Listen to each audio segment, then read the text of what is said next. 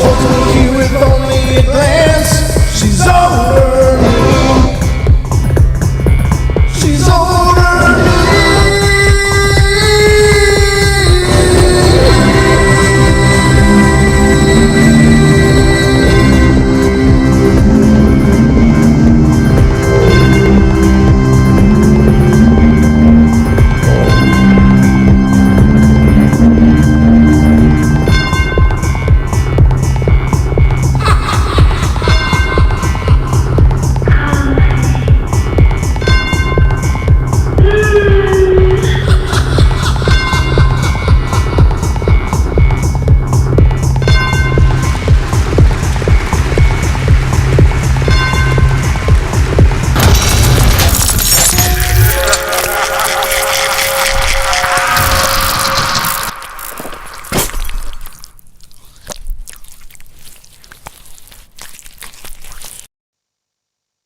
I think I got it now.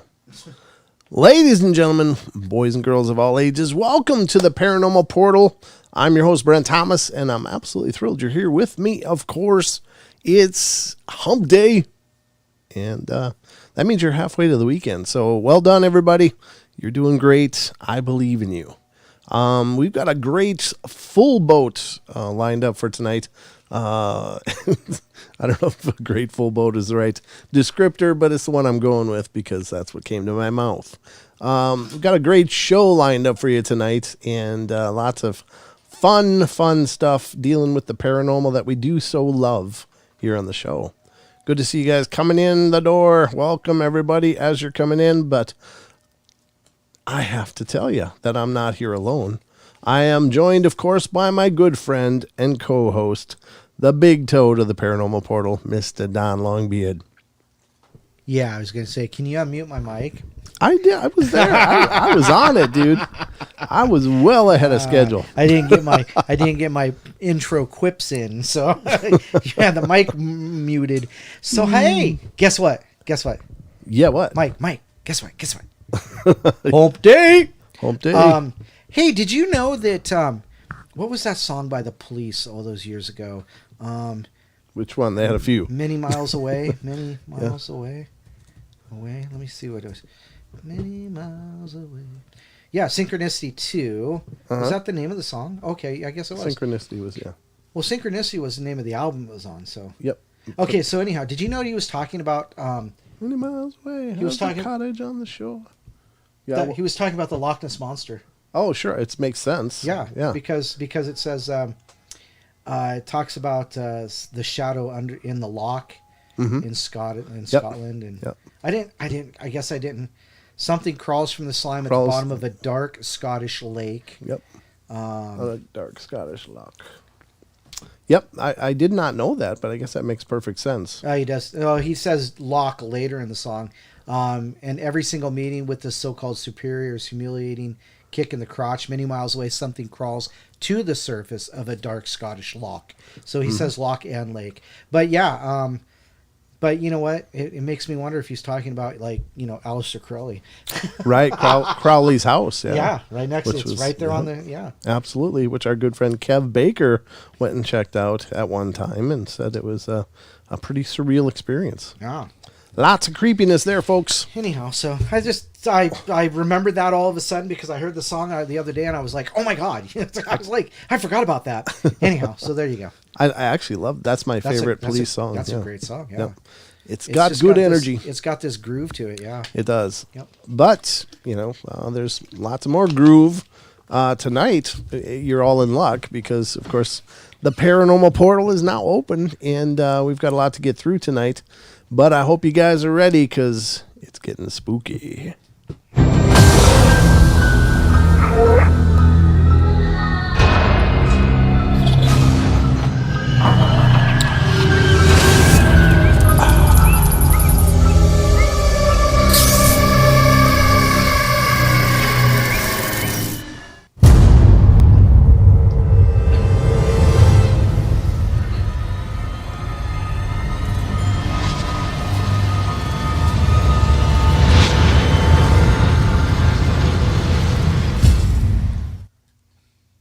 I should unmute myself so I can talk to you now. Welcome back, everybody. We are now fully underway here on the Paranormal Portal, and we've got a lot of stuff to get through. As always, it's our Wednesday show, 2 full hours of fun sitting right here in your lap. So hopefully you guys enjoy the show, and if you do, please hit those likes. That means a lot to us, and make sure you're subscribed. If you're not subscribed, the angels don't get their wings or something like that. I think that's how that works. Every time you hit the bell, the angels get their wings. So give it a shot. You wouldn't want to deprive any angels of their wings. They can't get so far as, compared to when they have wings. That's what I understand. I don't know. Is that a motivator, Don? Am I doing okay? You're doing great, Brent. Okay. I think it's just I'm trying to motivate people to get interactive here. But we've got a lot to get to. But first of all, let's get to the news. What do you say, Don? The news. The news.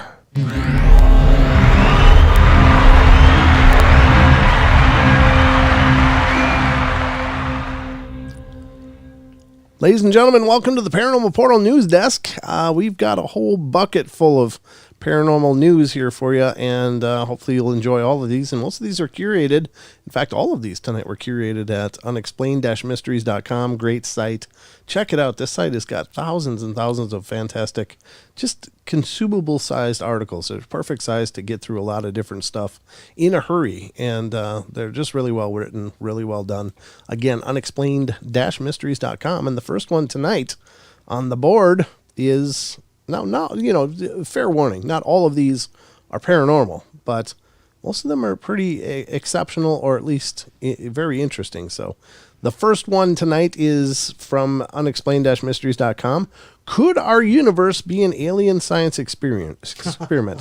Now, I can't tell you, Don, how many times I've heard that reference to. Right. It's a simulation. It's a computer program. It's it's a experiment. It's all of these things. And at the end of the day, does it really matter? Probably not, because you're still going to have to get to work, and you're still going to have to put a roof over your head. You're still going to have all the problems you have, whether it's a simulation problem or if it's a real problem. All we can do is just face our lives. So I find it interesting.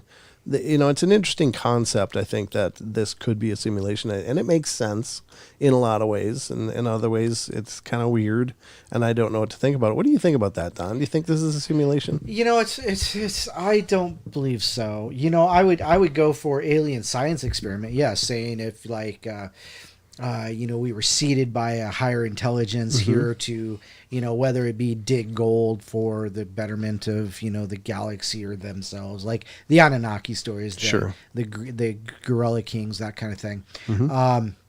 Or just, put down here, maybe, because kind of the way I look at it is kind of some of it is like angels are like angels are like aliens, and aliens are made, and this is my argument to Christians, and aliens are made by God. So God, aliens, everything was made by God, so aliens made God, blah blah blah. But anyhow, I could go for that. I could go or science experiment, sure. And here's the thing. I kind of like that. I got to be honest. I kind of think that whole manufactured, people are manufactured, or by some other intelligence. DNA. Yeah, because I find it interesting that throughout the course of all civilizations, there's one thing that's always been coveted by us. And we seem to be literally genetically programmed for it, and that is gold. Because outside of electronics, gold really doesn't serve a lot of purposes as far as a metal is concerned. It's a great semiconductor, but they weren't semiconducting back for thousands of years. So I find it fascinating that people have always been enamored with gold. Right. And maybe there's something to that. Maybe that was built into us somehow. I don't know. I mean, and ladies and gentlemen, I don't mean to speak against anybody's beliefs or anything. I'm just sharing you some thoughts as the day goes. But I think that's interesting, because otherwise, why is gold so valuable to us? Because it's shiny. Thank you, Maggie. Because it's shiny. What are you, a raccoon? We like shiny stuff. Yeah, absolutely. Or a crow. Crows like shiny stuff too. Crows do, yeah. But yeah, I mean, maybe there's something to it. But let's get to this article and see what it says. It says, scientists have speculated over the possibility that our entire universe may have been created in a laboratory. There's so much we don't understand about the universe and the nature of existence that even attempting to comprehend how anything actually exists at all is enough to make your head hurt. Well, very true. While the currently accepted model for the birth of the universe is the Big Bang, we still don't know much of anything about what was around before that or what triggered the expansion in the first place. Could the universe be caught in an endless cycle of expansion and contraction? Is our universe one of a multitude of other universes in an overarching multiverse? We just don't know. In a recent article, Harvard... Oh, geez, is that Alexa? You want me to go shut it down? Yeah, will you please? I'll go shut it down. In a recent article, Harvard University astronomer Avi Loeb puts forward another possibility, one that doesn't exactly help to explain the nature of reality, but certainly makes for an interesting thought exercise. Yeah, this isn't too much longer. Okay. It says, what if the universe was actually created by an advanced extraterrestrial beings in a laboratory? For this to be true, of course, there would need to be some other universe of which our universe is a part of, or to which it is connected, one in which these alien scientists live and work. It is also likely that if this were true, they would have created numerous other universes in the same way. But then this all begs the question, how did their universe come about? Rather than solving the question of the origin of our universe, it simply regresses the problem and necessitates an even more complex answer. It is similar to the common atheist argument concerning the existence of God. If God made our universe, who made God? At the end of the day, the same questions remain unanswered. Yeah, there is that. That's true. Yeah, I don't know. I do know that there was an experiment that was done years ago where these what they were saying is these researchers were able to create mini Big Bangs, and they said it would exist just for a fraction of a second. They could see it expand, and then it would disappear, and it was gone. Like it was just a quick expansion contraction kind of thing, and it was gone. And it made me think, well, maybe that's what we are. Right. You know, we're in this situation as well, where our Big Bang was fabricated and made, and for those of us in the experience, we have this eternity of time, these millions and billions of years.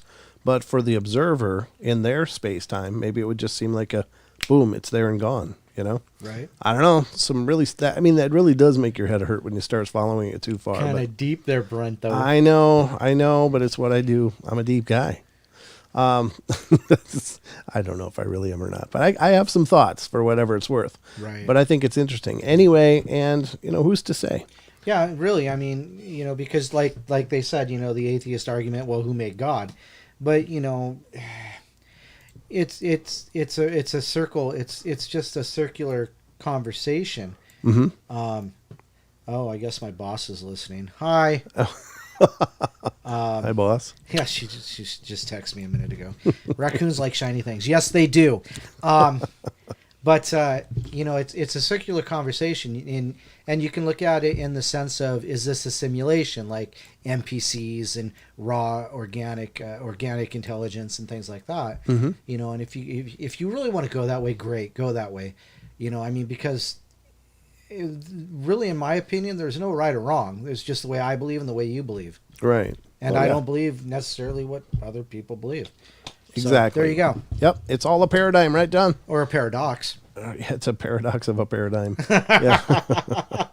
All right. Coming up next on the news, of course, is the next article. And this one is from unexplained-mysteries.com as well. And it's having to do with Roswell, which is really cool because we just made some Paranormal Portal pieces episodes of our interview with Donald Raymond Schmidt, which Don and I love talking to Donald Raymond Schmidt. He's great. And if you haven't seen that episode, check it out. But God, that guy is so fascinating. He's got so much intelligence and information. Yeah, I know, right? Yep. I was thinking we should probably get him back on too. Yeah. It's been a long time. Yeah. But here's the article. It's resurfaced Roswell letter describes fragile humanoids from November 2nd. So it's brand new.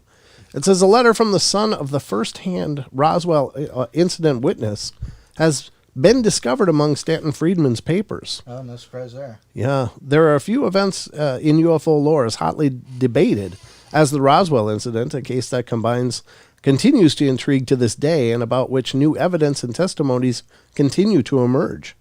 Perhaps the foremost expert on the events that occurred back in June 1947 was the late UFO researcher Stanton Friedman, who wrote several books and countless papers on the topic.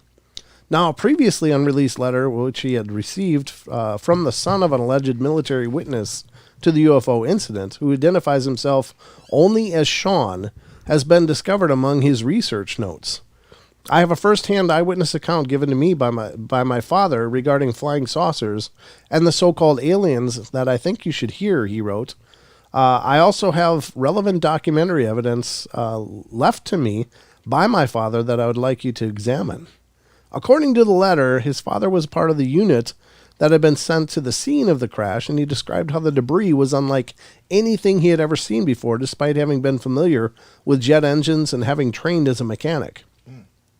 Everything was made of a strange metal alloy, what he called unobtainium, very light and strong. Sean wrote some of the pieces could not be bent, while others were extremely flexible. There were no motors or moving parts at all, no propellers, jets, nozzles. There were no visible cables, switches, gauges, vacuum tubes, or electronics of any kind. The strangest objects, he said, he found were metal reclining seats the size of a child, with notches for the head, body, arms, and legs, including notches for hands with spaces for 6 fingers. Sean went on to describe how... Sorry, a 6-fingered man? That's right. Sorry. You have killed my father.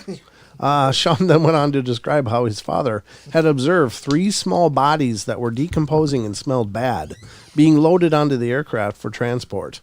He was told that these were the crew of the crashed ship. He described the entities as small and fragile, with shark-like skin and no ears, mouths, or eyelids, and they were humanoid, albeit smaller in proportion than a human, and they also had 6 fingers on each hand, which matched the shape and size of the notches that he had observed inside the wreckage. My father said that he and the rest of the crew were immediately questioned by intelligence agents who ordered them never to talk about what they had seen, forcing them to sign a confidentiality agreement that would be enforced under penalty of treason, the letter continues. For many years, I have kept my father's secrets. He died unexpectedly a few years ago, and since then I've wondered what to do with the information he left me. I think now is the time to reveal what I know. The letter was reportedly obtained by an Argentinian website, mysteryplanet.com, .ar, and has not been independently verified, so we don't even know for sure that it actually did come from Friedman's notes. Whether or not there's any truth to it, however, it certainly makes for some interesting reading. It does. Roswell, I'm telling you, that's a hell of a story. It is. It was not a weather balloon. That's just a little, what do they call them? Little, when you give up the plot, what is that called? A tease? Not a teaser, Don, what is it? Don't talk about it because it's a... never mind. I can't think of the term. Spoiler alert. Spoiler. Thank you. I spoiled that whole thing. It's a spoiler for those of you that aren't familiar. That the cover story is that they recovered a weather balloon after they had already admitted publicly to the press that they recovered a flying saucer. Right. So it is indeed something very intriguing that happened there. And I think this image might be from Donald Raymond Schmidt's his museum. It's the Roswell Aliens at the Roswell UFO Museum. So that's got to be his place. At least he's part of that as well. Right. So well, and he was talking about, I think they found 2 bodies by the crash site and 3 more bodies like a mile away. There was apparently a pod that had ejected with 2 dead and 1 surviving, and then there was a couple others that had gone down with the ship. Apparently, yeah, must have been the captain. Yeah.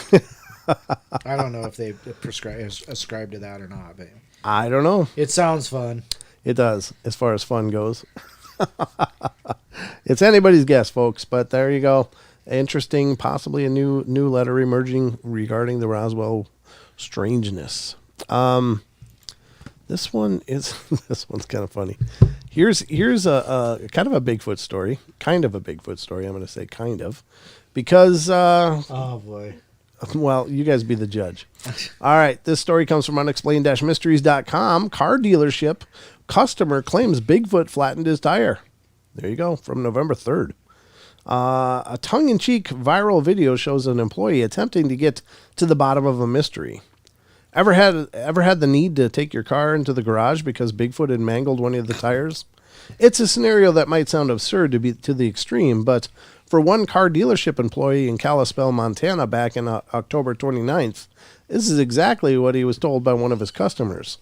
In a recent viral video, the employee who had filmed himself investigating the vehicle explained that the customer had claimed that their right rear tire is flat because of a Sasquatch.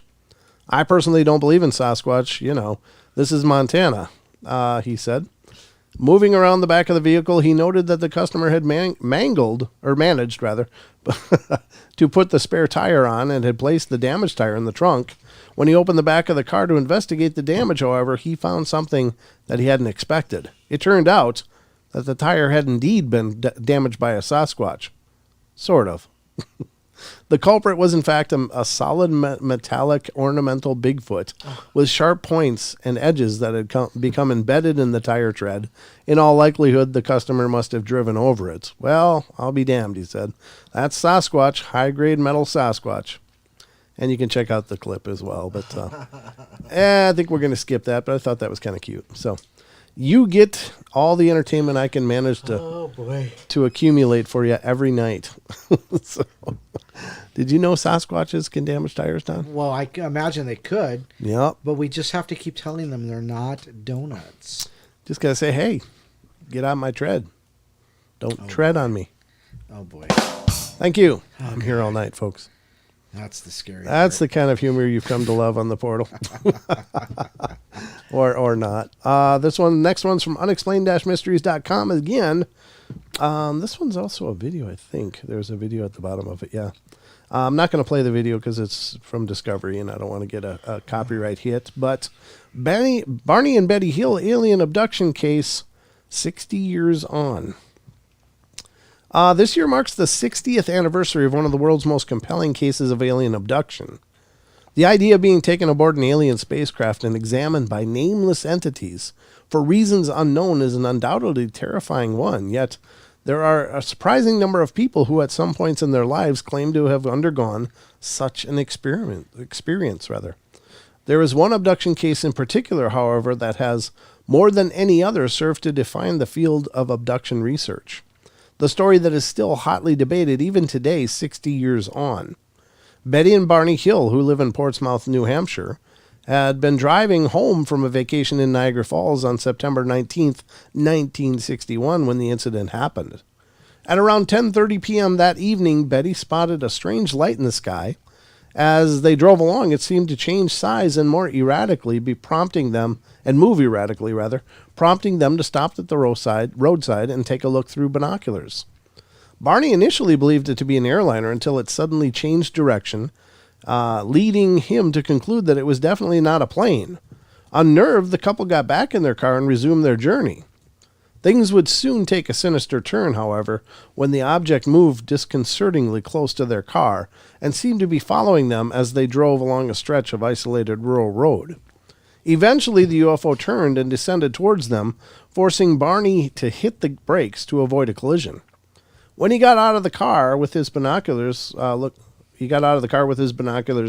the second time, he was certain that he could see a number of humanoid figures looking back at him from inside it. He later claimed that they had been wearing black uniforms and caps. Terrified, the couple got back in their car and attempted to flee. However, the object had moved directly above their vehicle, producing a peculiar series of beeping and buzzing sounds.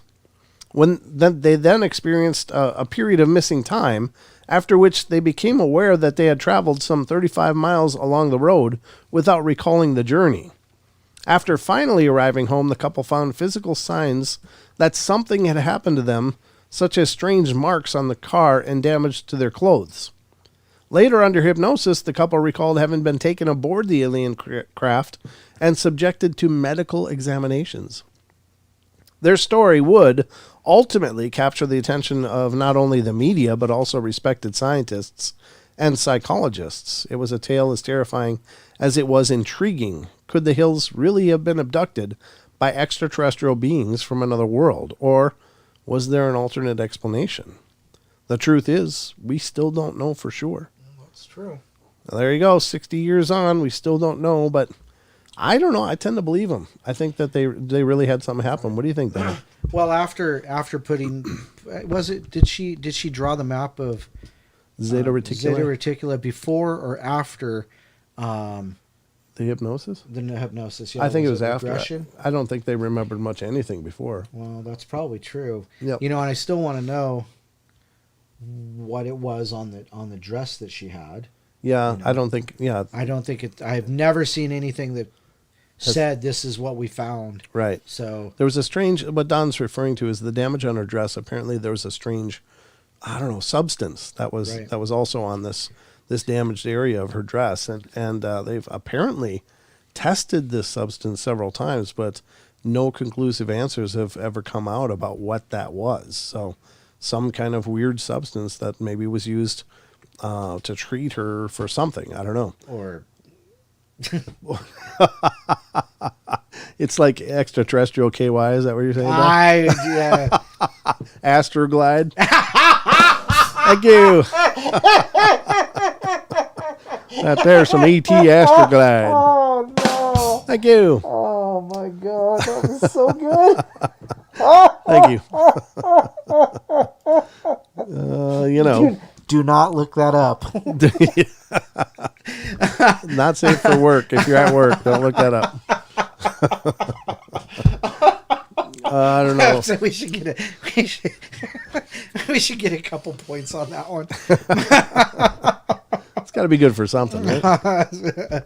Oh man. So that's the Betty and Barney Hill. Oh, I would say funny. Benny. Benny, no, it's not Benny. It's Betty. He was he worked for the post office, didn't he? Yeah, he was a postal carrier, I think. Yep. Yeah, apparently very respectable people to make such claims out of the blue. Yeah, so yeah, definitely. I definitely believe they saw something, huh? Oh, jeez, yeah. My boss is laughing at me. I don't know why. Well, your boss is in the right place for that. That's true. Oh my goodness. All right. Let's continue. Benny Hill was abducted. No, he was probably the one doing the abducting. He was probably doing the abducting. Benny Hill. Yeah. Slapping the aliens on the head like. Yeah.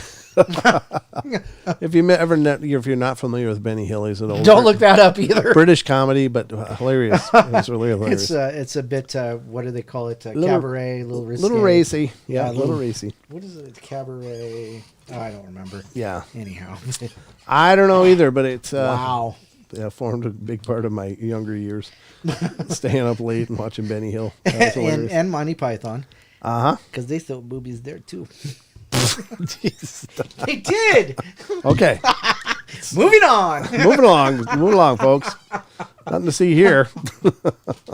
Let's continue on while we still monetize, or get paid by the ones we. Yeah. Wow. Here's a scary thought about the future, folks, and this is kind of a new thing. I've never heard anything like this before, and I don't know if I want to be here when this stuff shows up, but here we go from unexplained-mysteries.com. Killer pigeons and dog-sized mantises could be in Earth's future. Wow. Yeah, that's not the kind of the fodder you want to hear in the future. No. I'm looking for Yoda and Jedis, and they got killer pigeons and mantises the size of dogs. Mantises are like brutal things, man. They are ravenously and deadly. Oof. Biologists have been imagining what evolution may bring 1 million years from now. Well, it looks like I'll never see that then. Okay. We're probably okay. While fossils have enabled us to learn about the gigantic beasts that once roamed our planet, in its distant past, we can only speculate as to what evolution will bring in the distant future. Some of the species that we take for granted today have the potential to change beyond recognition, while others, such as those that have remained practically unchanged for millions of years, may continue to eke out an existence without much evolutionary change at all.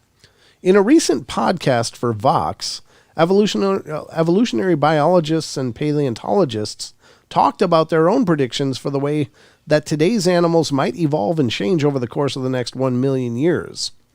Jingmai O'Connor, a paleontologist from the Field Museum in Chicago, suggests that some of nature's best survivors, such as cockroaches, rats, and pigeons, may evolve to fill the evolutionary niches left behind by the extinction of other currently endangered species.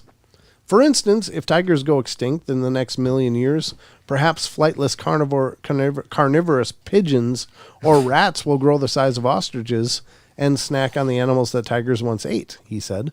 Smithsonian evolutionary biologist Sahas Barve, meanwhile, imagines animals evolving to adapt to rising sea levels. Bats, for instance, could become much larger and develop the ability to glide for long distances over the ocean, while some species of insects, such as termites, could even develop the ability to feed on waste plastic pollution. Well, that'd be kind of cool. Yeah. Get rid of that crap. Yeah. It's also possible that in the distant future, oxygen levels may rise to levels not seen for millions of years. And if that happened, argues University of Washington biologist Charlene Santana, we could once again see giant insects such as mantises the size of dogs and dragonflies the size of hawks. The distant future, it seems, has the potential to be just as diverse as our planet's distant past. And that all comes around to say, without us being here. Yeah, that's kind of, that's the one footnote that they're not really including. They did exactly, they didn't put in that reference. This is what we're looking at in the future. Without you. Without you. We don't need you. You are a figment of the past. Yeah. We would be the endangered species, I'm sure, with all those big things running around. All right, let's see what's next. This one's an oddity, ladies and gentlemen. Could you imagine the spiders, the size of spiders? Yeah, I could, because I saw The Hobbit. Shit.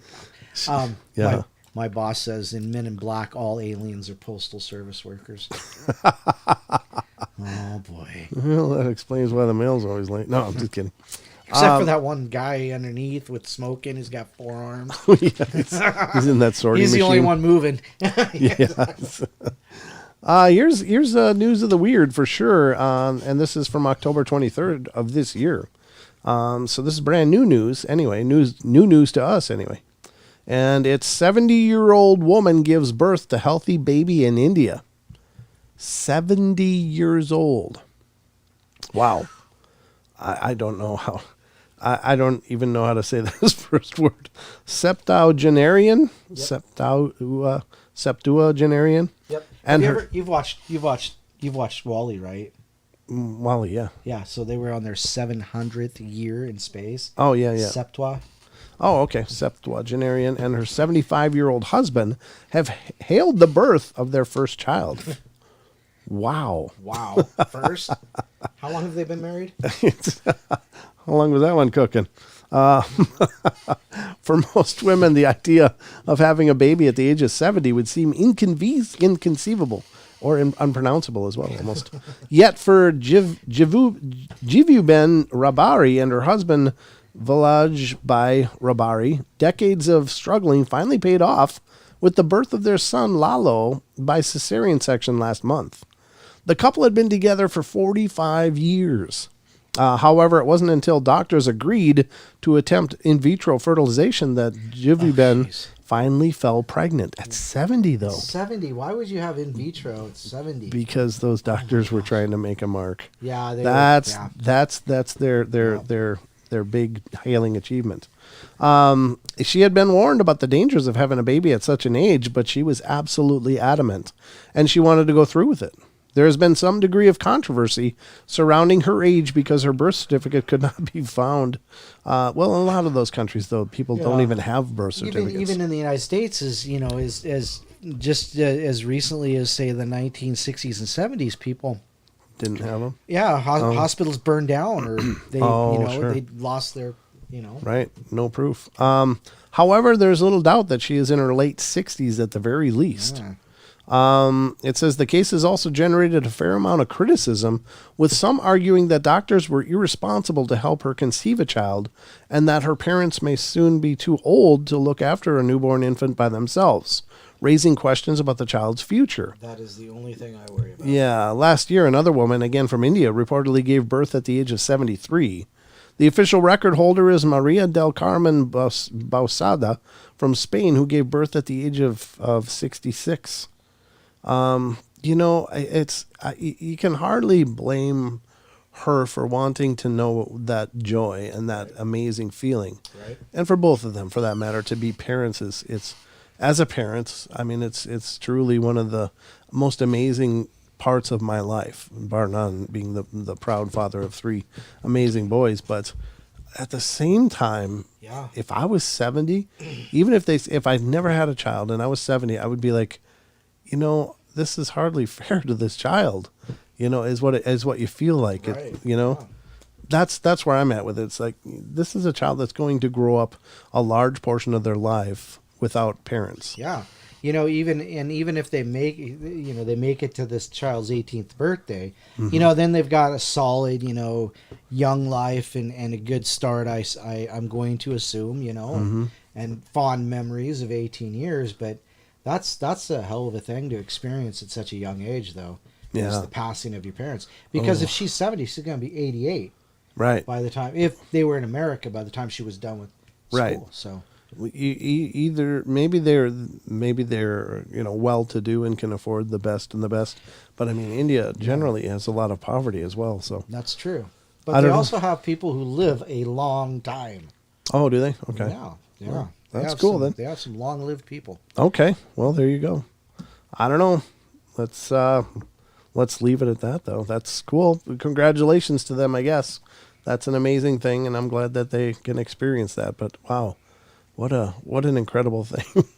It's going to be hard to explain to them showing up for kindergarten registration. Oh, nice of you to bring Grandma and Grandpa. Well, you need your parents. Those are my parents. They just don't understand. Yeah.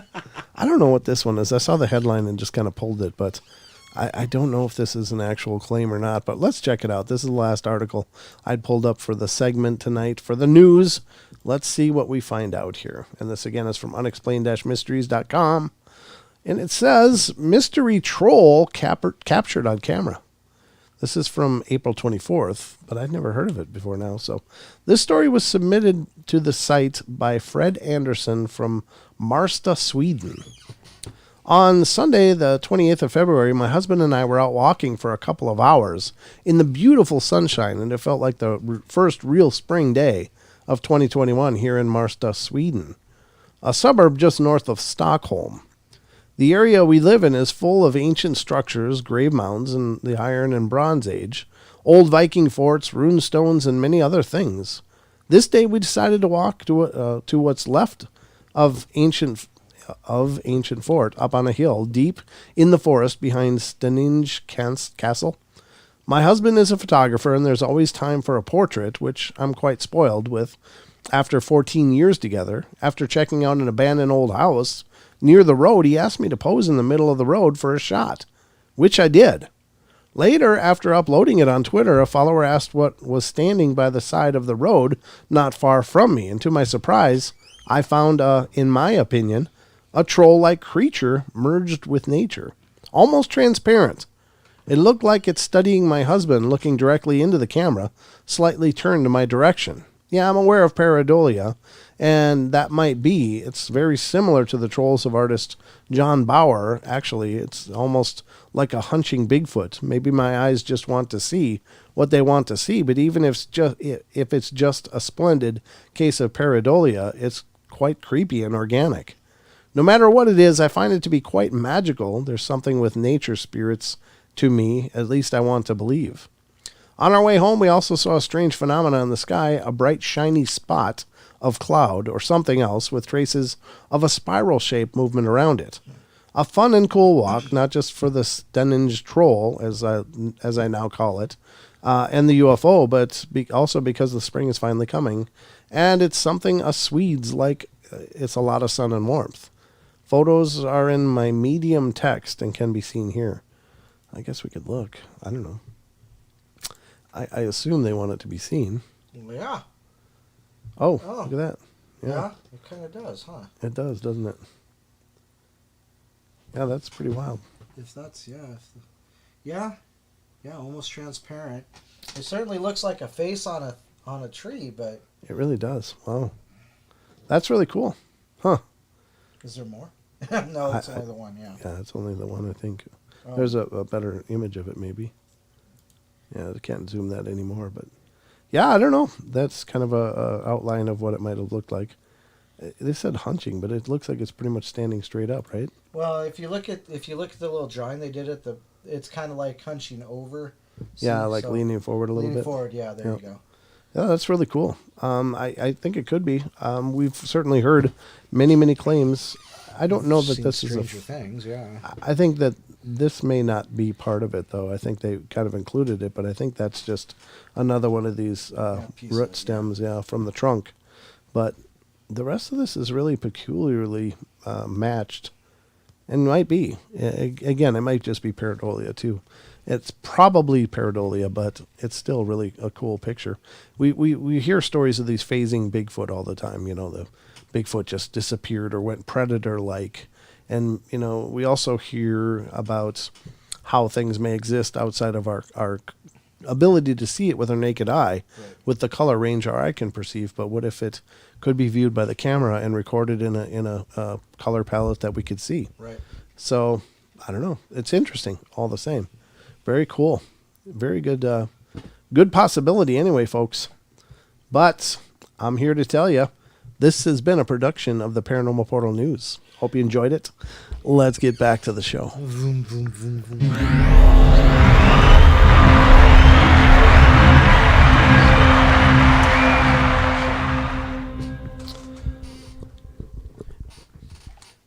All right, folks. There we go. There we go. That was the news. Hope you enjoyed it all the same. I didn't realize I had that frame up there. I'm sorry about that, folks. It happens, though. I went through starting the show and turned them all off, and I missed one, I guess. So there you have it. I'm only human. That's all I can say. I'm only human. That song was just going through my head. I know it was, because every time I say anything, there's a song in your head. Song somewhere. But we got a bunch more weirdness to get through here on the show tonight, and that's interesting, Dream. Don't they say far can blend into trees like that, though? At least dryads. So fae. So don't they say fae can blend into the trees like that, though? So she's talking about dryads and. Sure. Yeah, I mean it could be a nature spirit of some kind for sure. It's just one of those things. It's very hard. It's very hard to create any kind of definitive with just a picture, right? And just an anecdotal. Here's what happened. It's hard to put everything out there. So yes, that is absolutely something paranormal, or no, it's just a trick of the light. Who knows? But is it possible? Absolutely. Is it probable? I don't know. Maybe. It's a toss-up, really. But yeah, I certainly don't put it out of the realm of possibility. True. And that's the whole keep an open mind kind of thing. It's the you can't doubt one thing and not another. So right. Or yeah. You can't accept one thing and doubt another. Right. If you got you for this whole show is all a leap of faith, including our ability to give you a show, which sometimes we exceed our expectations. Yeah. Sometimes we do just fine, and other times we're maybe a little off the mark, but we always come in with a lot of love and the desire to give you the best show we know how to give you. So that's always on our roster. Hi, Taz. Android Purity says the premise of the new Marvel movie Eternals coming out this weekend. The Eternals are basically created by the Celestials, God aliens, to watch over us. Well, that was good of them. I haven't heard very good things about it, but that's because a lot of people are lambasting it. Angelina Jolie Miller. Miller? Yeah, she was married to God, what was his name? I don't know. She's been married to a few people. The first guy, Johnny Lee Miller. He was in Hackers with her. Oh, okay. Gotcha. He was Crash. Oh, okay. Zero Cool. Gotcha. Crash over. I didn't know they were married. Okay. Yeah, they were married for a short time. So. Y'all live up to it too, Brent. Love Paranormal Portal. Thank you, Cosmic Floor. Very cool. And hello to all of you. Hope you guys are all having a great night. Thank you for coming in and being a part of the journey. We've got a lot more paranormal, so I hope you've got a lot more patience. Because you're probably going to need it before the end of the night. Just saying. Flyer Tuck. That's a new name. Flyer Tuck. Flyer Tuck. I think I Roxy slept Red. through my awakening. Your awakening. Well, it's a there are worse things. That's right. Yeah, that's all right. We got an article right away that we're gonna try to polish off. We've been working through it for a few shows, and this is coming from allplacesmoneymade.com, and it's an aggregated article. It's just a compilation of pulls from Reddit comments that they go out and get, and it's been a really fun article. But it has to do with the weird things kids say. Creepy kids is what it's all about. And we've been going through it for a few shows now. But some of these are cute. Some of them are really disturbing. Like the scorched earth kids. Yeah.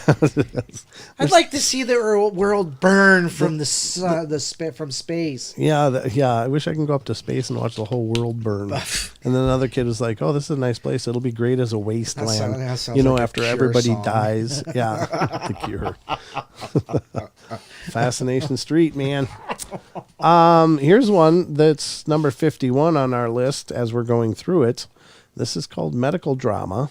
It says, my 4-year-old likes to play this make-believe game where she's having a baby and needs to cut it out of her. Oh, my goodness. We've never explained to her what a C-section is. Then the baby always has some sort of deformity, like no eyes or arms or something. Wow. And she needs to try again or have a better baby, so she's just going to throw the bad one out. Oh, God. Ooh. My wife and I have refused to play this game with her. No kidding. Once we noticed the pattern, but now she is drafting her younger sister into it, and they love it. I'm torn between making them stop or just being happy they're playing so nicely together. We've discussed this weird game with our daughter and do monitor it, but overall it just seems harmless despite its creepiness.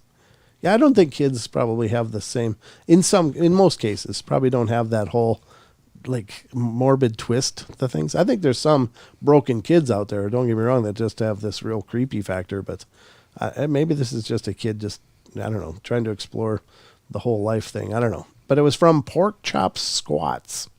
Jesus, Pork Chop Squats. That's hilarious. I always get a bigger kick out of the Reddit names than anything. The next one is Pork Chop Squats. Yeah. Squats. Number 52 is Waking Nightmare.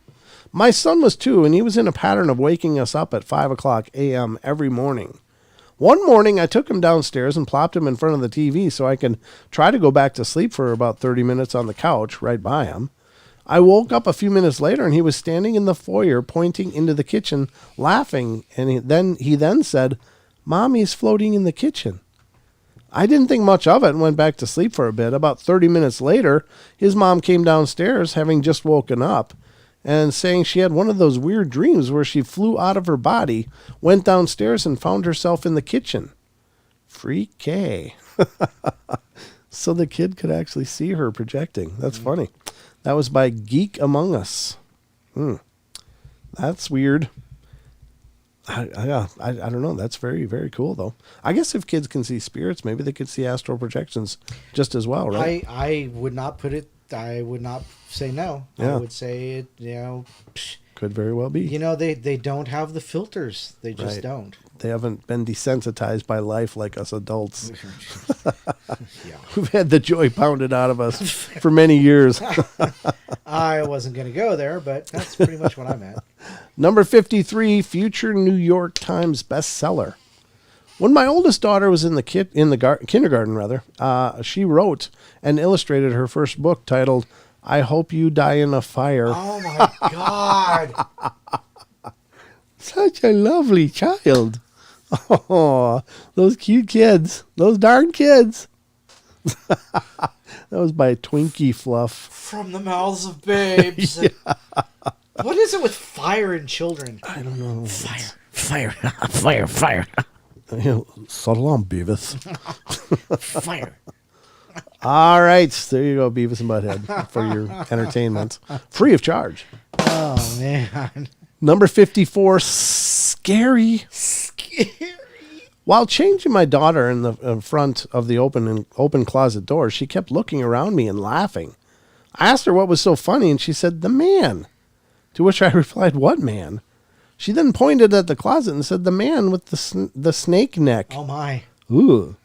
I turned around and nothing was there, and I'm afraid to look into the history of my house to see if anyone hung themselves in the closet. Oh. At least she wasn't scared. I wasn't quite there to the hung part yet. Yeah, I was. But, yep, that makes perfect sense. That would kind of give you a snake neck.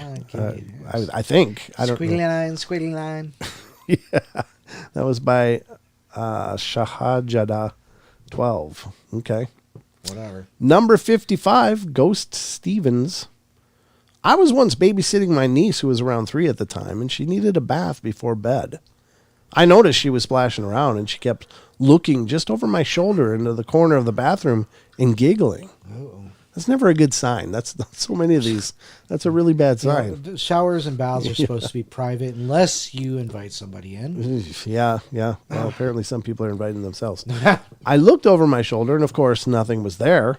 As I turned back to her, she had a completely blank look on her face, staring directly into my eyes and said, "Don't be scared." Then Right. started giggling uncontrollably. All right. What's not to freak you out about that? Don't be scared. Safe to say, I snatched her out of the bath real quickly and got her ready for bed. About a half an hour after leaving her in the bedroom, I heard her laughing and talking. I went in to check if she was asleep, sleep talking, but she was sat upright, cross-legged in the middle of the bed as if she was just chatting to someone opposite her. And I asked her what she was doing, and she said, "I'm talking to the man." "What man?" I asked, to which she replied, "The ghost, Stephen." I tucked her back into bed. How old is this child? I don't know. What did it say? Did it say? Who was around 3 at the time. So yeah. how does she know what a ghost is? I don't know. But said I tucked her back into bed and she drifted off pretty quickly. I never asked her about it the next day, but she's 6 now and doesn't remember a thing about it. Thank God. I'm pretty sure I fell asleep with the light on that night, and I don't know where she would have learned about ghosts at that age either, but Mom said me and my sisters used to do it as kids too. Wow. Wow. That was Milkin 2 _ Yeah. These kids see everything, man. What's in the box? What's in the box? That's number 56. What's in the box? Actually, it was called 7, but that's okay. No, it says 56. The movie. Oh, okay. The girl I took care of was about 6 years old at the time, and one day she was playing with dolls, and I saw her rip the head off of one and put it in a box. I saw that movie, too. Later that day, I looked inside the said box, and there was a whole bunch of stray heads. I asked what she was doing this for, and she replied, "Practicing." Practicing. This creeped me out enough, but I asked her why, and she said, "The man wants me to practice so I can help him one day. I have a picture of him." Uh-oh. And then she showed me the picture of this man. She drew it herself. It had gouged out eyes and a bloody mouth. I didn't babysit her again. Okay. That was by the official mistake. Yeah. Official... what? The official mistake. Yeah. Okay. I did read that right. That would be a mistake. I kept seeing calm in there, and it was throwing me. The official Wow. mistake. Yeah, that's so wrong. These corrupting spirits. Gouged out eyes and bloody mouth. Yeah. Oof. Back to the Future is next. Number 57. When my son was small, I was talking to him about growing potatoes. Oh, nice. I described how you bank up the earth around them as they grow, and he said, "I used to do that when I was an old man." Ooh, that's by Cheeselet. Okay. Cheeselet. Yeah, there you go. That could be a past I'm life. trying to convince Minnie Paisley that potatoes have eyes. She freaks out. I tell her that. Don't let them see you eat. You'll scare them. Number 58, Skin in the Game. I was sound asleep, and at around 6 a.m., I was awoken by my 4-year-old daughter's face, just inches from mine. Oh, well, that's creepy all by Yes, it itself. is. She looked right into my eyes and whispered, "I want to peel all your skin Oh off." my gosh! Oh, The backstory here is I had been so sunburned the previous week and was starting to peel. In my slumber-addled state, however, it was pretty terrifying for a few seconds. I didn't know if I was dreaming or what was going on. Oh, my gosh. That was by Psalm_69. Yeah, it's innocent enough if it's just peeling the skin. Okay, cute. But right out of a nap? No, that's not good. Jordan says, I was tricked into handing out Halloween candy at work. Kids scare me. We had a really scary display bit. I was wigged out by the kids. Yeah, my boss was scared of kids too. So, she said don't talk about her anymore. Sorry. I'm not very good about that. Oops. She knows that. Yeah. Takes more than once with Don sometimes. Yeah, where do these kids come from, repetition. Karen? That's a good question. Repetition is the key. Don't give him a friggin' microphone. Number 59, say cheese. My niece was about 4 years old when I heard her laughing in her room. I walked in and asked what she was doing. She said, Chucky says if you stick your fingers in your eyes, they come out in your mouth. What? Then she told me Chucky lived underground. Still gives me chills. Wow. Ugh, such value 5. they got the Chucky doll. I talk. I don't give a damn. I'm a good guy doll. I'm a good guy doll. Number 60, don't lose your marbles. I freaked my mother and grandmother out when I was about 3. I'd randomly stopped playing with whatever I was playing with, dolls or something, and walked up to them and said, I don't like marbles. And when asked why I'd said, they hurt, and rubbed the side of my head. Mom kissed it and asked if it was better now, and I went back to playing.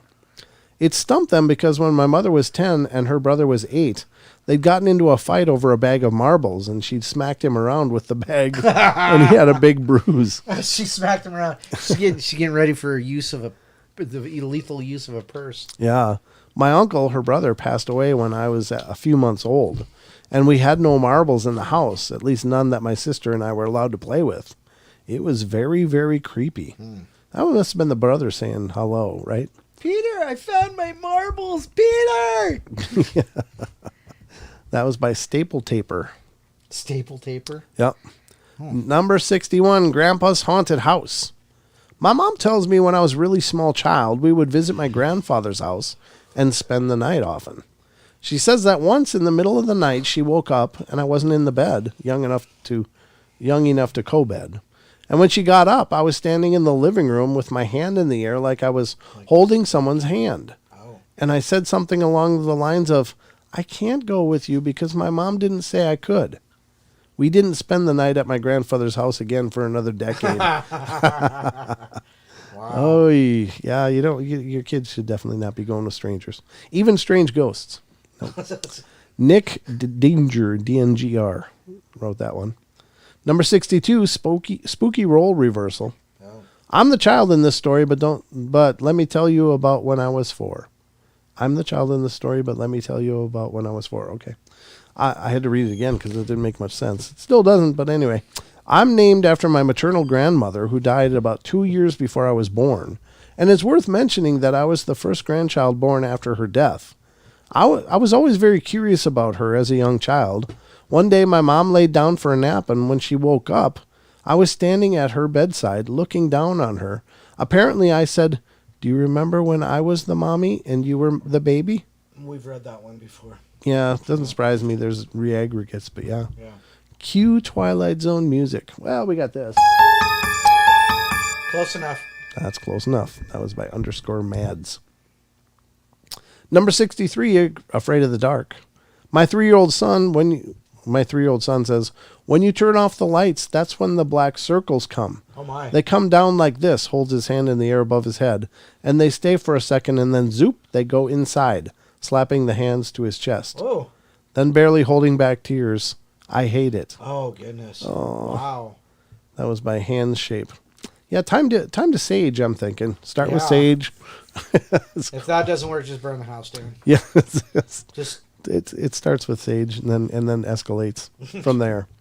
Number 64, breakfast in bed. This morning I was lying in bed and my 2-year-old came up and put her face right next to mine. I thought maybe she wanted a kiss, and then she said, Mama, I want to eat your eyes, please. Oh, my gosh.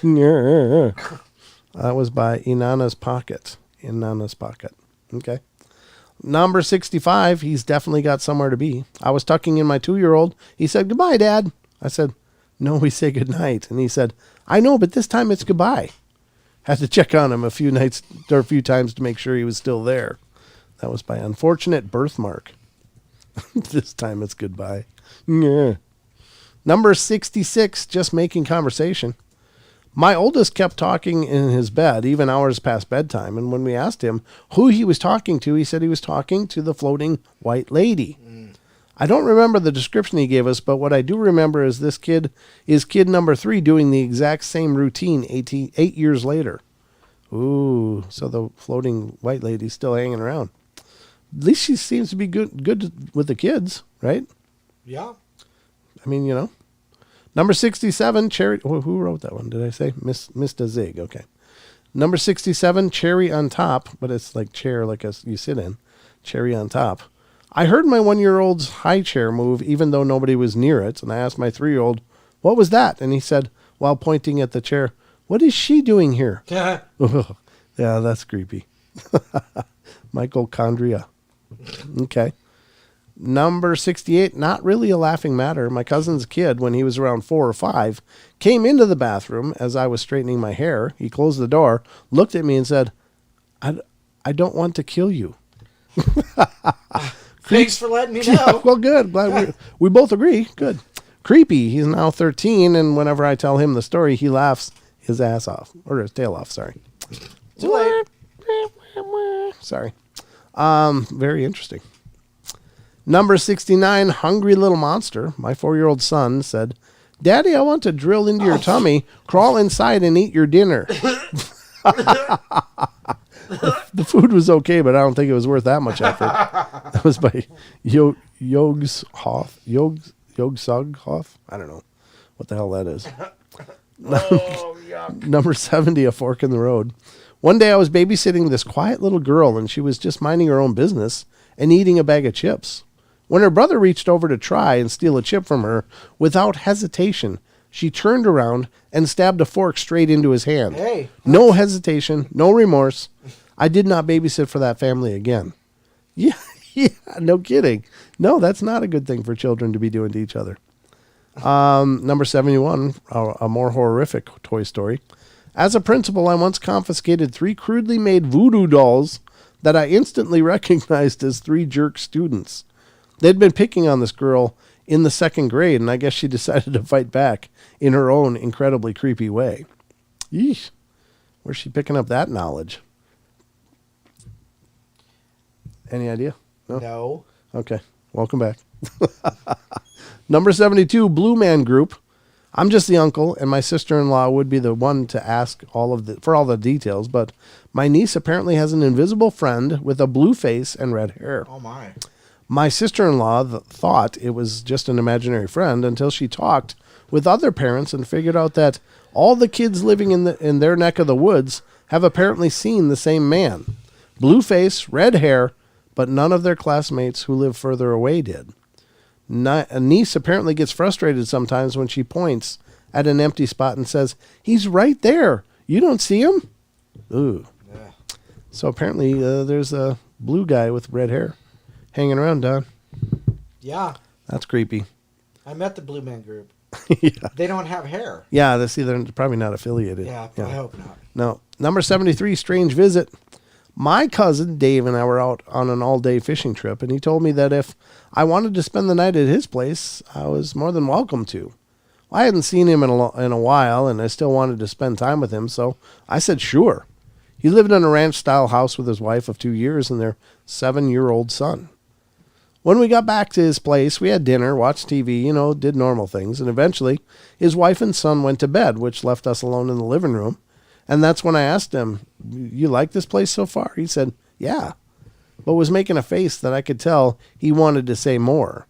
He eventually followed up with, "Don't get me wrong, this place is great, but there's just something weird about it."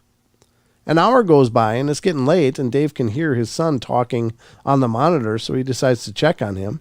He enters his son's room with a, "Hey, buddy, why are you?" And this is followed up by him shuffling to pick up his son, carry him out, and slamming the door to his bedroom.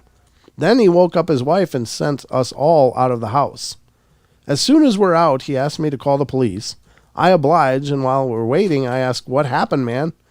It took him a while to gather his response, and then he looked at me with the weirdest facial expression and said his son was sitting up talking to the closet, and when I looked over, I saw an old man, and I swear to God, he was smiling at me.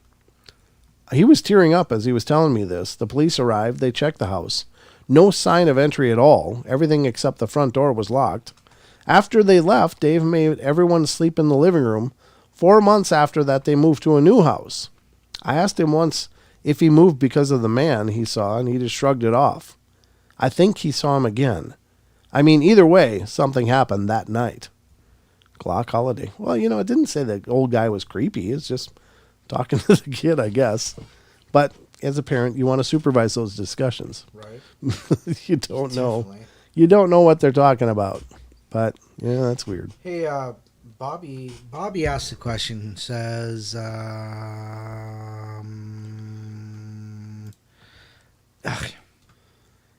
here we go. Do ghosts present themselves in a gradual manner, like maybe you see flashes of them here and there before a prolonged sighting? Yeah, generally, most oftentimes people's activity with ghosts will start off with the old, I kept seeing something moving out of the corner of my eye. Yep, the shadows moving, it seems to be a big one. Sometimes it's just sounds, weird sounds that you can't quite find, or cold spots is another one. But generally it starts out really subtle, like very, very subtle. And I think that's why, pets and stuff experience that stuff first. Yeah. And kids second. Like the pets will pick up on the energy, so they'll know right away when something is strange, I think. This is my belief. But kids as well, they see that stuff and perceive it much better than we adults do generally. But for the most part, I don't know. No haunting starts out like, boom, all of a sudden your place is just going crazy. Well, unless you're in Enfield.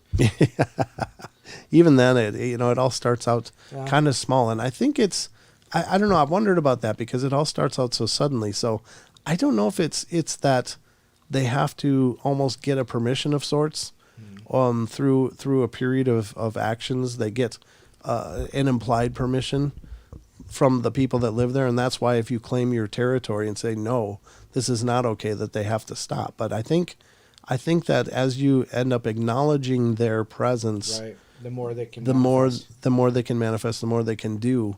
One of the pieces of advice that's often given to people dealing with hauntings is to ignore it. Don't acknowledge it at all, and continue to just go about your day as if nothing's going on.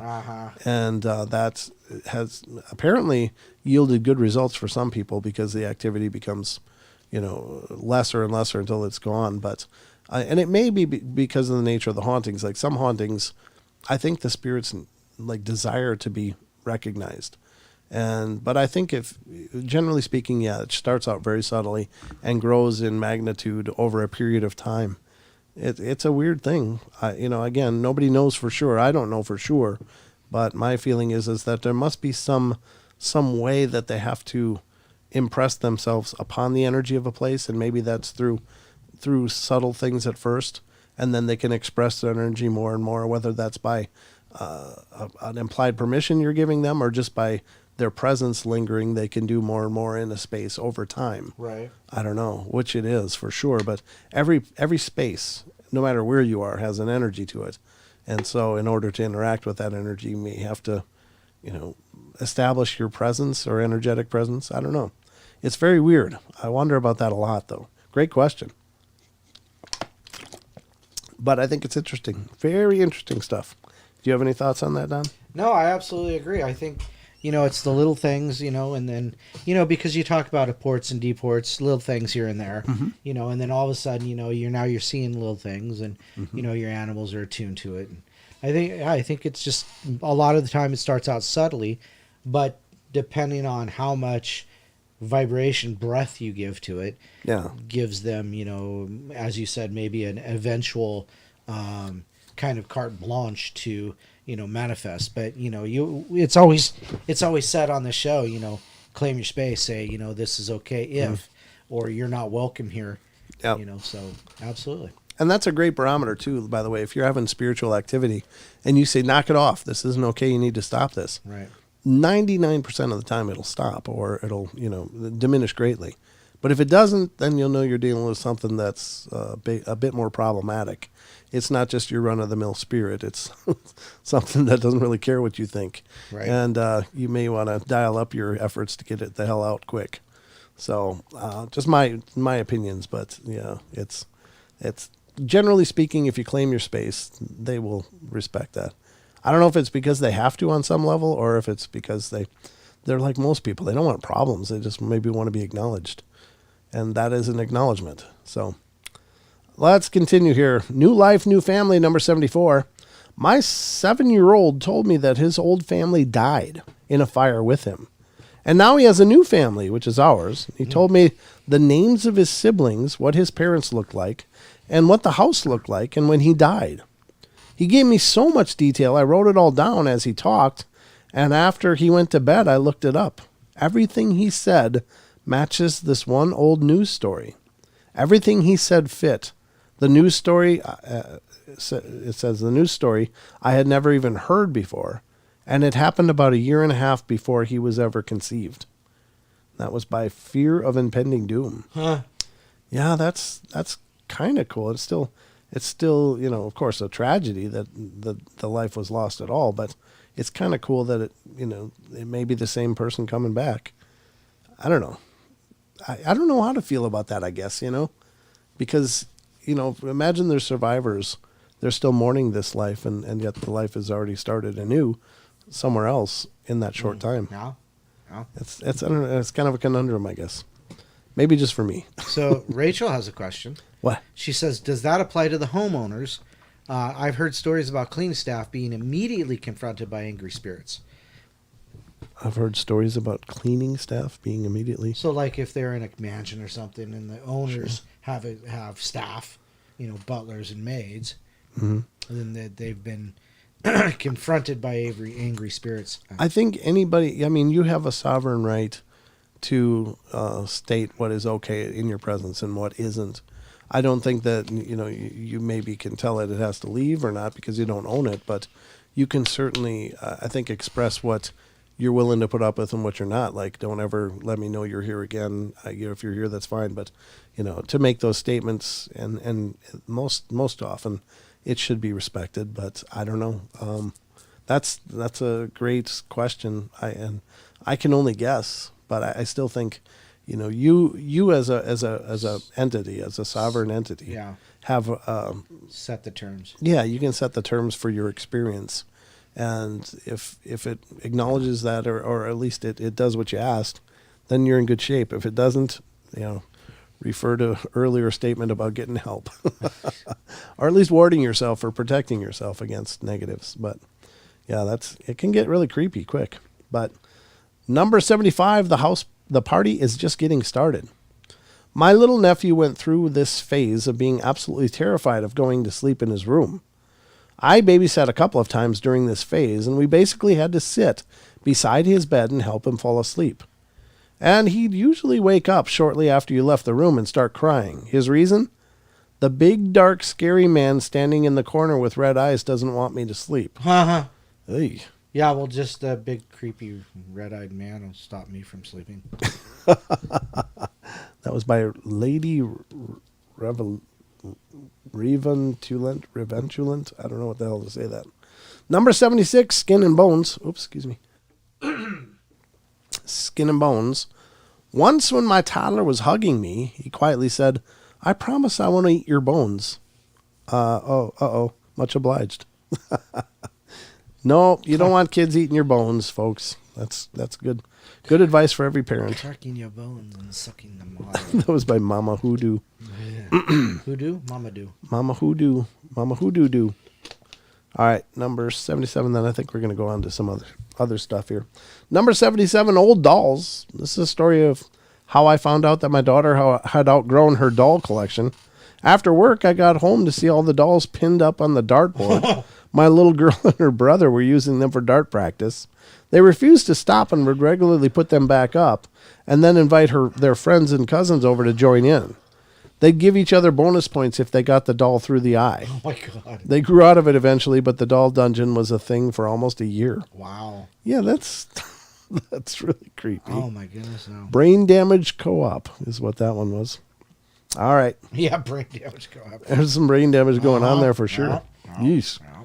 I'm not sure how many more is to go on there, but I wanted to get to this one, and this is an article from our friend, Mr. Brent Swanson. Maybe we'll revisit some of those creepy kids stuff after we read this, but I wanted to get this in for sure.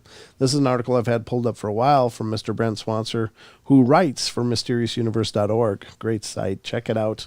Wonderful contributors over there. Some great articles, thousands of articles. But they also have Brent Swanson, which is our favorite author and contributor over there. And he also has a Facebook group, and it's called Dark League Paranormal. So definitely check it out. That's on Facebook, Dark League Paranormal. And also check out our Facebook pages, Paranormal Portal Radio and Paranormal Portal Fans, which are two wonderful groups. But anyway, Dark League Paranormal is a good time. They have a lot of great conversations over there. And on weekends, they do like favorite movie clips and stuff. It's kind of fun to watch. Yeah. But anyway, the article in question is coming from Mr. Brent Swanson, and it was from October of this year. And it is... Oh, okay. Let me put this up then. Yes. It is The Mysterious Case of the Devil Soldiers of Gloucester. Brent Swanson, October 20th, 2021. Throughout history, there's been a myriad of tales of strange ghostly phenomena involving ghosts, specters, and demonic forces from beyond our understanding. Some of these have been lost or muted in the mists of time, leaving us to wonder and speculate on just what is going on, banishing them to the limbo between real history and myth and legend. One such tale comes to us from the 17th century America, where a humble community in Massachusetts was supposedly held under siege by a legion of demonic warriors that could not be killed or injured. The setting for this strange tale is the city of Gloucester in Essex County, Massachusetts. In the United States, in 1692, this place was little more than a sparsely populated fishing settlement eking out an existence on fishing, subsistence farming, and logging. Logging. The years when which it would grow into a thriving city it is today, still a long way off. It was in this area that superstition still pervaded the local populace, when witches and devils were believed to prowl the wilderness to send people cowering in their homes with fear. The idea of magic and witchcraft very much alive. Indeed, the new governor, Sir William Phips, P-H-I-P-S, had a court of oyer and terminer to deal with the increasing number of witchcraft accusations. And this atmosphere of myth and magic would birth a legend that is still talked about to this day, that of a ghostly regiment of demon soldiers. In the summer of 1692, some strange reports began to come out of Gloucester. Townsfolk began coming forth with accounts of the sounds of the disembodied marching of men through the streets, complete with the clomping of horse hooves, and sometimes even the sounds of cannon fire and the roll of drums. But there was never any signs of an actual source for these anomalous sounds. After this, there began reports of the apparitions of mysterious figures that would appear to raid the settlement, which appear as Indians and French troops, but which seemed impervious to being captured or injured. This was happening at a tense time for the region, with raids by Indians and French forces during King William's War, the first of the bloody colonial French and Indian Wars, which was being fought between New France and New England at the time, with Massachusetts Bay contributing men and materials to the English side. It was at first thought that these mysterious figures were merely these raiding parties, but it soon was being rumored that they could not be killed and could vanish at will. It was even reported that soldiers would battle with these forces only for the figures to melt away and leave no bodies or blood behind. Thomas Franklin Waters would write of it in his 1905 Ipswich in the Massachusetts Bay Colony, Part 1, Historical, Part 2, Houses and Lands with 7 appendices, saying, In the midst of the witchcraft accusations in 1692, a new and unique outburst of satanic rage revealed itself. Gloucester was invaded by a spectral company of Indians and French coming out of the swamps or cornfields, sometimes singly, again in a group.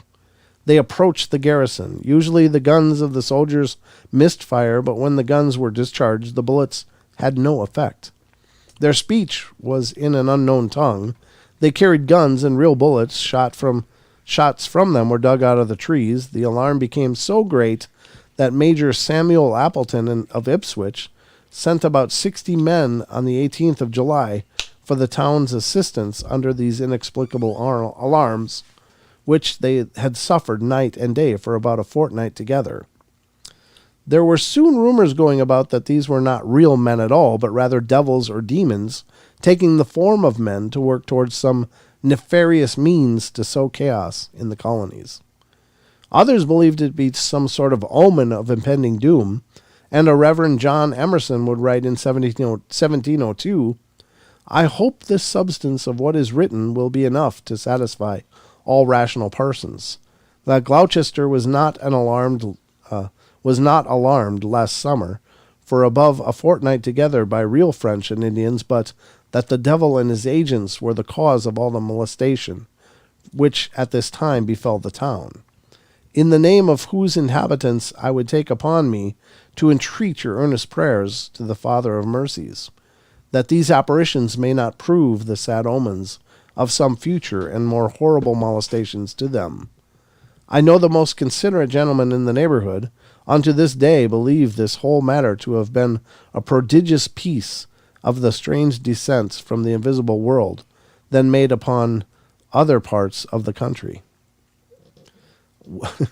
One intriguing story from this time comes from a man by the name of Ebenezer Babson, who began to see mysterious shadowy trespassers on his property, beginning with him chasing two figures from his yard, who disappeared into the night while audibly saying to each other, "The master of the house is now come, else we might have taken the house."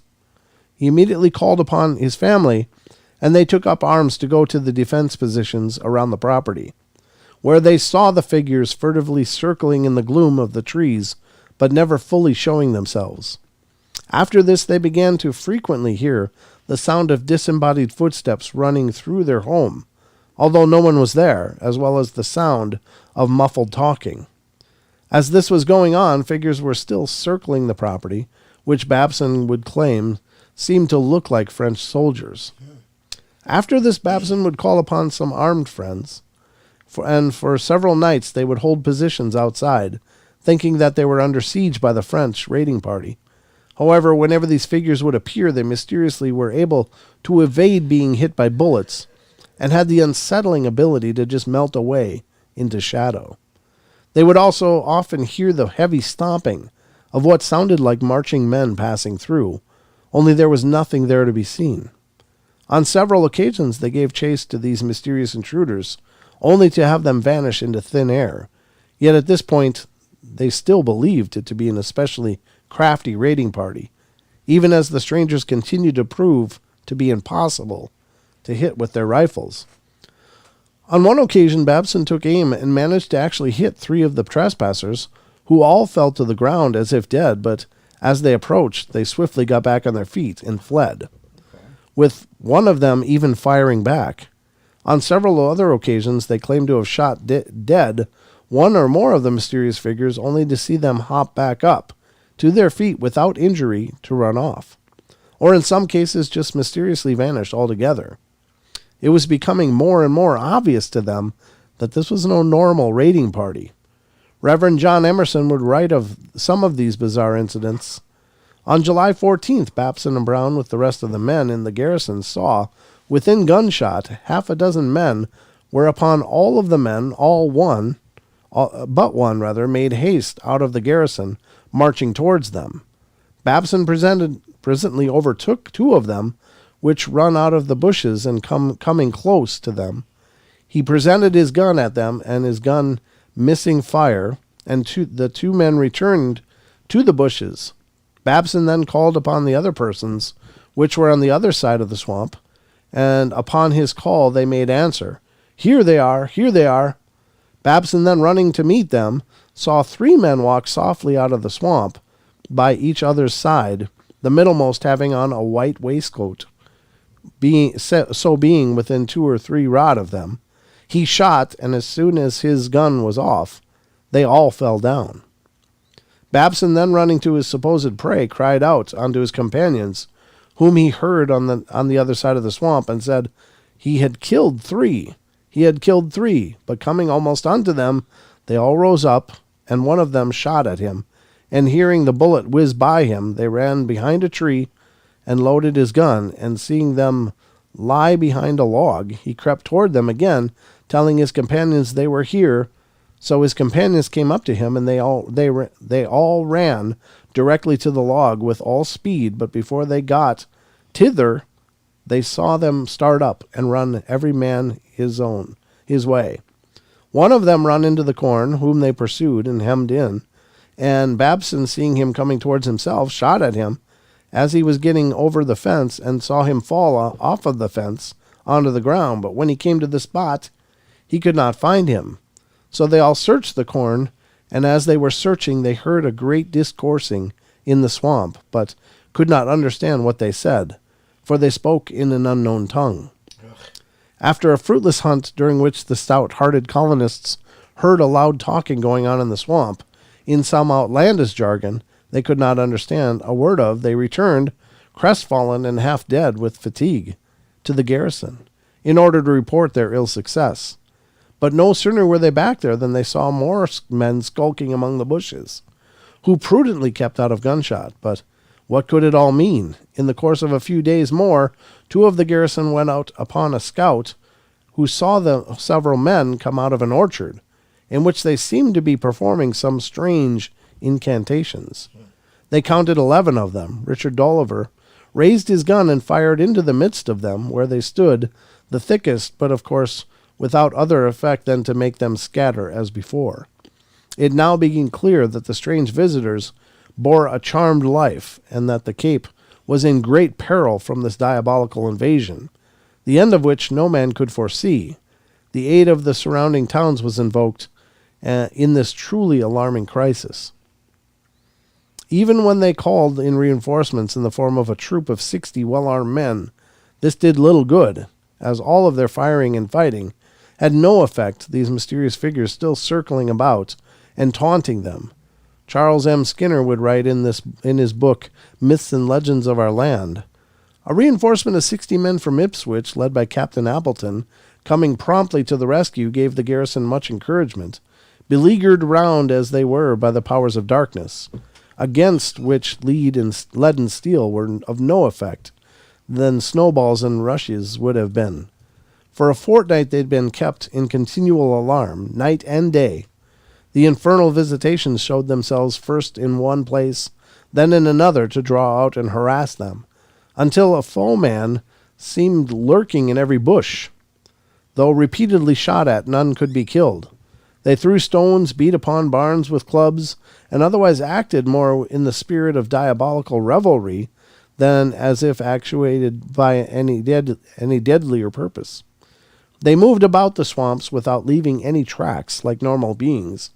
In short, it was evident that such adversaries, as they were, must be fought with other weapons besides matchlocks and broadswords. Consequently, a strange fear fell upon the Cape. Stones were thrown, barns were beaten with clubs, marching of unseen hosts was heard after dark, and the mockers grew so bold that they ventured close to the redoubtable Ebenezer Babson, who gazed scornfully down the barrel of his gun, and laid a charm on the weapon, so that no matter how often he snapped it at them, it flashed in the pan. Neighboring garrisons were summoned, but all battling with goblins was fruitless. The sinister siege continued for a fortnight, with none of their intruders ever able to be killed or even hurt, continuing their strange rituals and jabbering away in their alien language. Then, after an escalation in activity from these demonic forces, it would suddenly come to an end.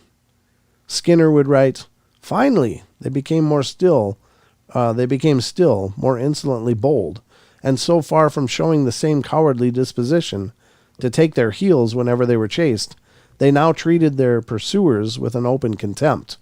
For instance, seeing 3 of the unknown approaching him one morning, walking slowly and apparently unmindful of any danger, Babson ensconced himself behind some bushes to lie in wait for them.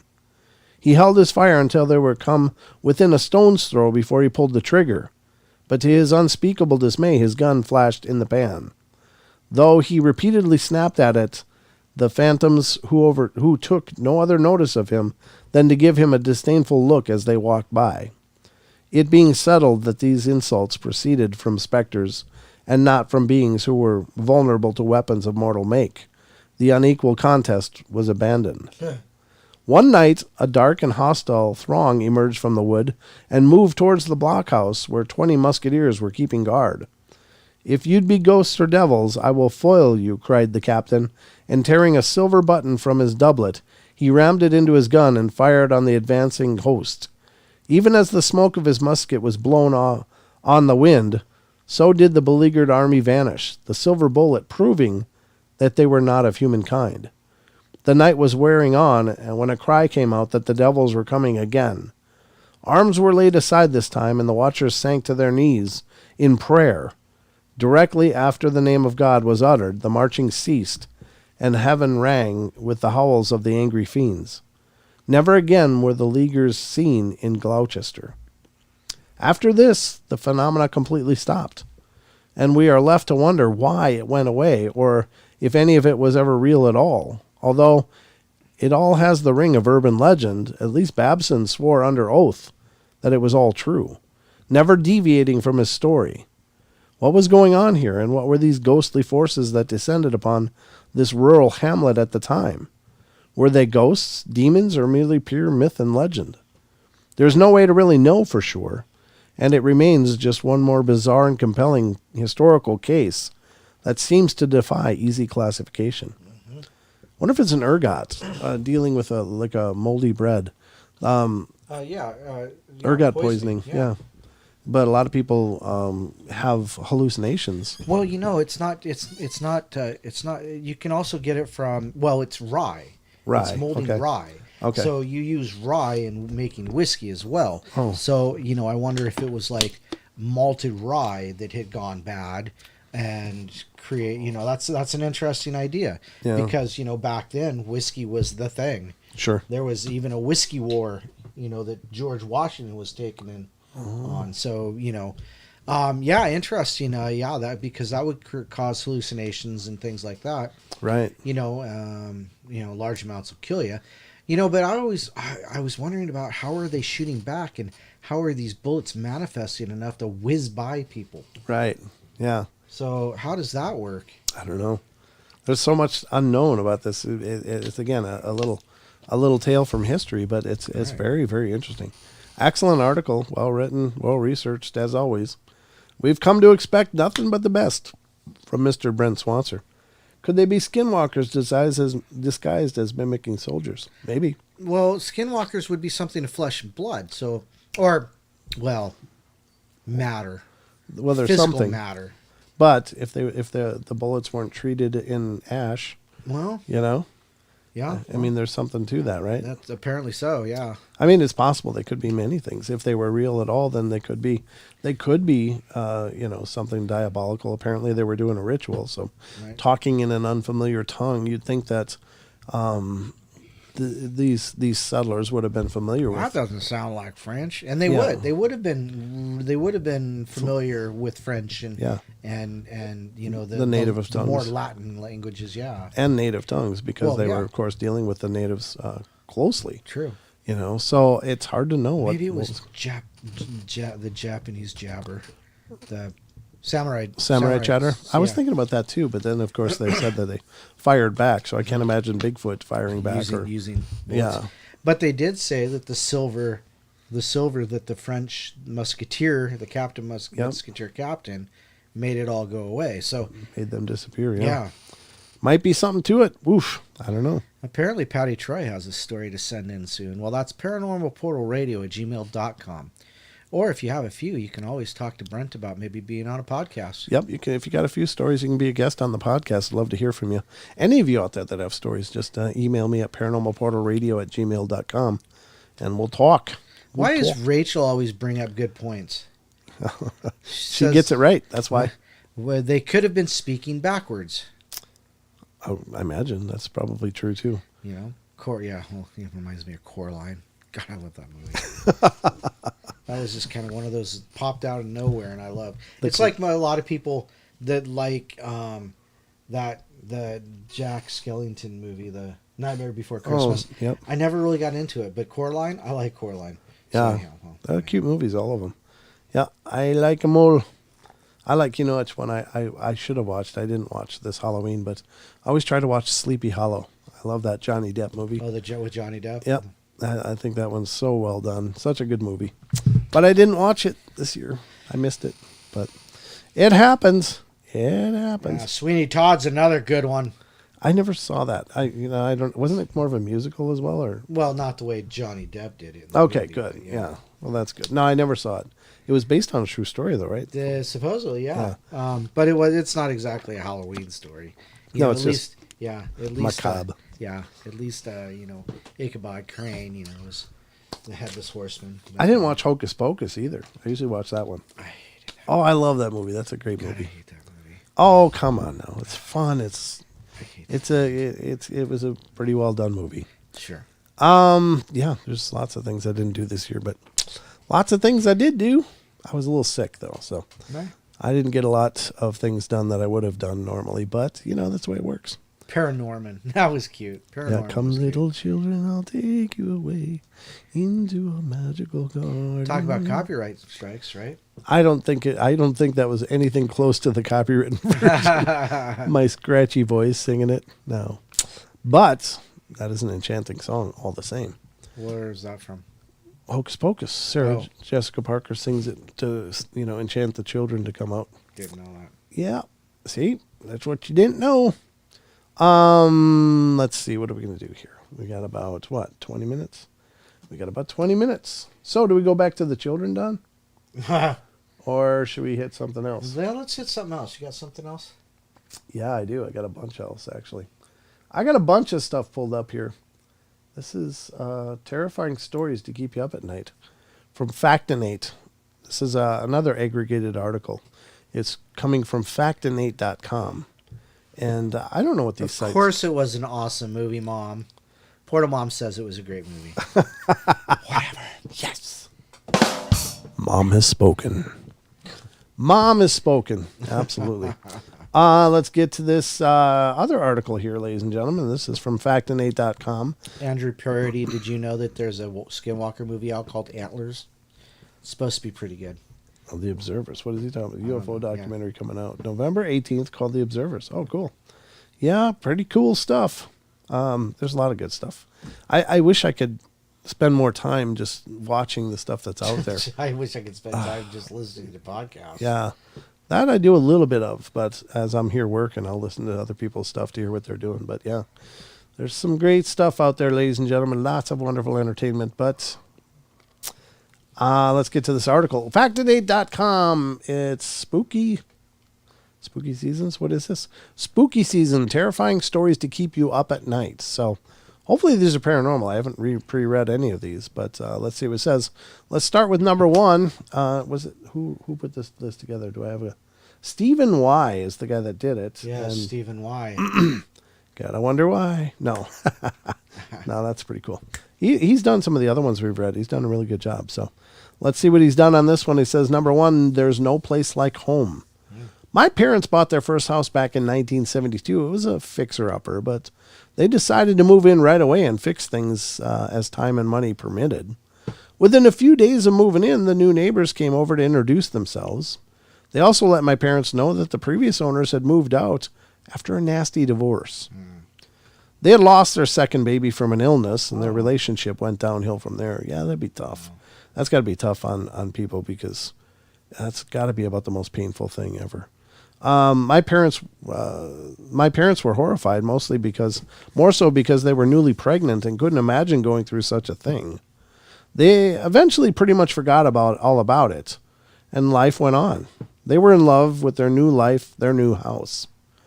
In preparation for the baby, they decided to wallpaper the nursery, Now, my dad told my mom there was no need for wallpapering the inside of the closet, but she insisted. She was kneeling down, scraping off old paint inside of the closet, when her eyes fell upon something that made her blood turn to ice. Written in crayon at about eye level for the kindergartner, in childish scrawl were the words, "I killed the baby." Oh, my. Oh. Oof. That's creepy. Yeah, that's maybe why things fell apart for that family. Maybe it wasn't just that they lost their child. Maybe it was because their other child lost that child. The good son. Yeah, yeah. That's creepy. Number 2, what's in the bag? I grew up in a house with woods and a bike trail behind it, where I spent most of the time with the other neighborhood kids, and we were all between 12 to 14 years old, and we each had our own fort in the woods that we built with our best friends. We did our best to keep our forts hidden, so even the other kids didn't know where they were. One day we're outside watching who was coming through on the trail, especially listening out for when we heard bike tires. A car recently fatally hit one of our friends, and we all thought he'd just show up again on the trail with his bike, so we always ran out in the woods to the trail whenever we heard the tires. We heard some pass by and ran out to see who it was, and we saw this out-of-shape adult man without a shirt on, with a bag slung over his shoulder, and he was riding away from us, so he didn't know we were there. And we noticed that he gave off a whole creepy vibe, so we kept watching. He went a little further and pulled off to the side. He walked into the woods with his bag and then returned a few moments later without the bag. He grabbed his bike, got back on, when my friend yelled, "What's in the bag?" He looked down the trail and saw one or more of us, and then started coming right for us, cycling down the trail in our direction at a much faster pace than he did before. We all booked it into the woods, but because none of us were familiar with where each other's forts were, we didn't end up running in the same places to hide. We split up and hid in our respective forts. I can't remember how long we hid for. I just remember hearing movement not too far away, but not knowing who it was. When we finally came out of our hiding places, the man was nowhere to be found. We eventually walked over to the trail to where he ditched the bag, but couldn't find anything. We just assumed that he'd gone back and grabbed it when he left. Yeesh. You know, that reminds me of a story we got from Justin Goodbreak.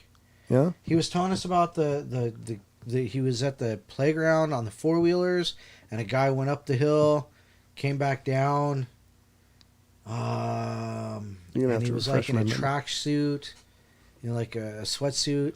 Uh-huh. And they followed him, but he eventually disappeared. I have it on my computer at home. Okay. The conversation we had with him when we went over and talked to Cindy. I remember we got that, but yeah, I'll have to dig that up. Yeah, definitely dig it up. That'd be kind of cool. Very, very weird. Wonder what was in the bag. They should have just kept quiet and gone and checked. Yeah. So they went there. Yeah. Number 3, the Headless Horseman. I'm sorry. Boy. I don't know if I'd want to know. Yeah, I know. I mean, I know, but if you did something diabolical, at least you can get the police on him. Yeah. The Headless Horseman. I was driving on a road between fields on a cold autumn evening. It was dark and there was a mist in the air, just like in a horror movie. Suddenly, this creature walked in front of my car. A huge creature with almost no recognizable features. My old car didn't have very good headlights, but it had functioning brakes.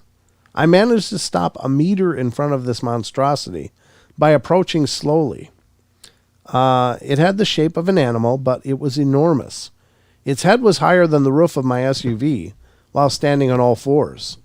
It had a huge chest and almost no stomach, an enormous moving neck, and the head, it had no eyes nor a mouth. Even with the headlights, I couldn't see any of its features. It was somehow absorbing most of the light. It was like most of the creature had no hair, just some solid plate-like skin. It moved its faceless head to look at me, and then back. With two long steps, it walked into the field and disappeared into the mist. I immediately stepped on the gas to get to the safety of the city. I talked about this with many people, but they all just said I was making it up or had no idea what it could have been. But a few years later, I talked with my ex about it, who lived close to where I saw the creature, and she finally shed some light on that disturbing night. There was a farm where a horrible man had lived. He was known for neglecting and mistreating animals. Before officers took him in, there were incidents where his animals jumped over a broken fence in search of food and to get away from him. And that day I had seen a horse, a hurt, suffering horse with incredibly long hair. No. You wouldn't... How would you not recognize a horse? Yeah. I mean, how bad would a horse have to be? Even in the worst of shape, and I've tell. seen some emaciated, terrible-looking horses, you can still tell it's a horse. You can tell by the shape of the head. Right, I mean, right. there's only equines have a head like that. Yeah. No other creature has a head like a horse or a donkey Yep. or anything like that. So, yeah, I don't know how you wouldn't be able to tell. But it sounded more like, at first I was thinking Wendigo, but they never got to saying, if antlers or anything like this. They just kept saying I couldn't see any features. It was so dark. Right. But then I thought when it said something about Plate-like skin. And no eyes. Right. Rake. No eyes and no mouth. Rake. Oh, yeah. But it was apparently quadrupedal, though. Well, people have said that rakes walk on their hands and feet. Sure, but they're not like huge. Usually they're about 4 or 5 feet tall, but this was enormous. Well, as far as we know. Yeah, that's true. I mean, we don't know anything about them really, but just what claims are made. That's interesting, though. And even if it was emaciated, you'd probably see the ribs sticking out, right? Yeah. It wouldn't look like just a plate skin. Right. I don't know. That's very curious. A demonic centaur. Yeah. Thanks, Rachel. Yeah, that helps. Wait, you must write some interesting stories. Yeah. Number 4, scary movies. Our town had a mom and pop video rental store. It was a nice small place where my dad sometimes took me on Tuesdays or Fridays to let me pick out a movie. Well, back then I was obsessed with Back to the Future and almost always picked it when I had the chance. One time I got it and brought it home and then went to my room to watch it. The only problem was the video was not a movie at all. Someone had recorded a snuff film over the tape. Oh, my gosh. It took me several minutes of watching it to realize what I was seeing. I ran out screaming and crying and told my dad.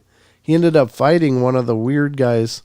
That worked at the video store. And I think officers may have even taken the guy in. Wow. Oh, dear God. Yeesh. Okay. Well, that's plenty disturbing. I don't know if these are really paranormal, though.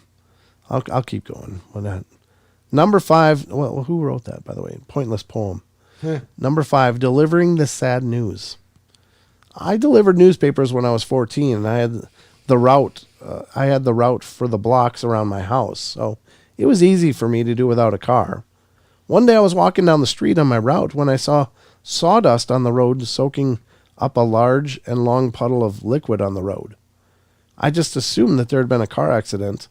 I thought I was probably there to soak up the gasoline or something, so I continued.